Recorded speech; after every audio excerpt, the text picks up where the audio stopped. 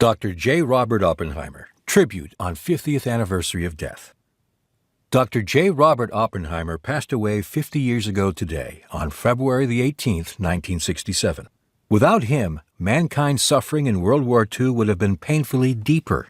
I thank you, Dr. Oppenheimer, for how your brilliant work changed the course of history, affected my life, and the lives of so many.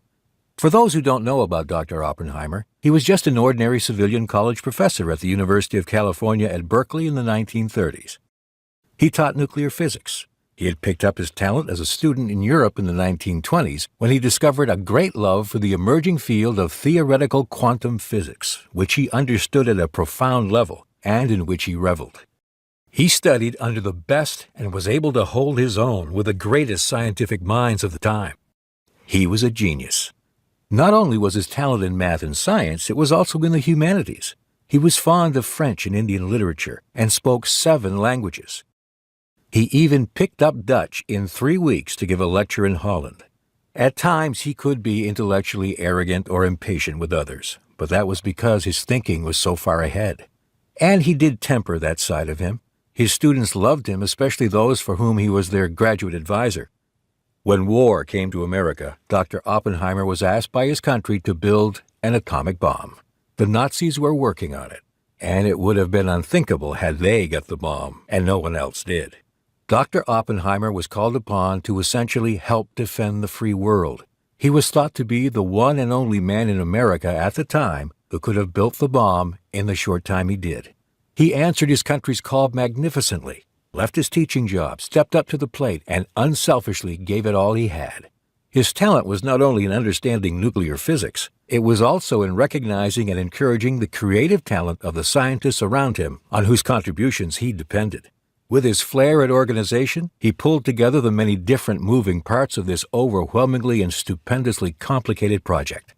When the bomb was finally used, it was against the Japanese. The fanatical Imperial Japanese Army would never have surrendered. Just ask any Allied soldier who had experience fighting them. They were trained not to value human life, the enemy's nor their own.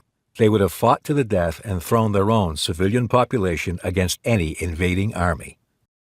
After the second atomic bombing of Japan, Emperor Hirohito, in his good judgment, signaled his intention to surrender. The Japanese War Ministry violently objected. They attempted a coup against him, which failed. The world escaped by its lucky teeth. Without the bomb, World War II would have been agonizingly prolonged for months or years. There would have been rivers of blood on the Japanese mainland. It would have created an enduring bitterness between America and Japan. As it turned out, World War II ended quickly, almost in an instant. It brought immeasurable joy to millions who were suffering. A neighbor banged on my young mother's door late at night and cried out, "The Japanese have surrendered! The Japanese have surrendered!" My mother had escaped Japanese aerial bombardment and rape only years earlier. It meant the lives of millions of Allied servicemen and POWs were spared. It meant the lives of millions of Japanese soldiers and civilians were spared. It meant the lives of millions of Asians living under the Japanese thumb were spared. On behalf of the many lives who were spared, I thank you, Dr. Oppenheimer.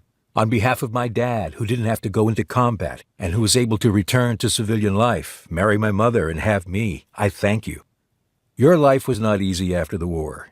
You naturally had remorse at the lives lost at Hiroshima and Nagasaki by the work of your own hands. When you spoke out against the development of more advanced atomic weapons, the establishment bulldozed you aside on the grounds you were a security risk, and you were sidelined for the rest of your life. But your contribution has not been forgotten. I am so sorry the security threat issue used against you flowed onto your immediate family, your brother Frank, and especially your daughter Toni.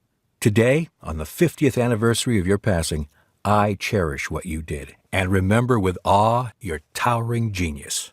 In human history, one man made the difference. You made all the difference, sir. Thank you. May you forever rest in peace on this 50th anniversary of your passing.